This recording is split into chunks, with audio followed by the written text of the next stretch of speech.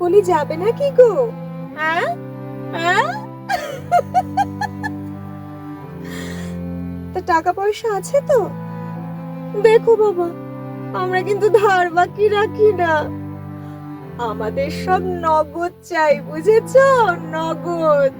কি বল চম্পা? তা হ্যাঁ গো বাবু, কাকে খুঁজছো? সাবিত্রী? বলো ও চম্পা। এ বুড়ো বলে কি রে? হ্যাঁ, সতী সাবিত্রীকে খুঁজতে এসেছো যে? না গো বাবু, এখানে ওই সতী সাবিত্রী নামে কেউ থাকে না।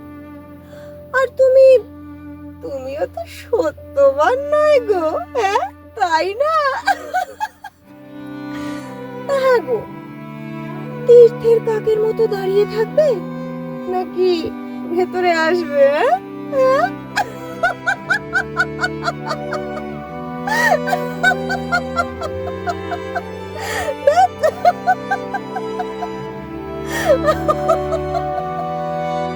শুনুন অমলা দেবীর লেখা নান্য পন্থা অবলম্বনে আজকের গল্প সাবিত্রী।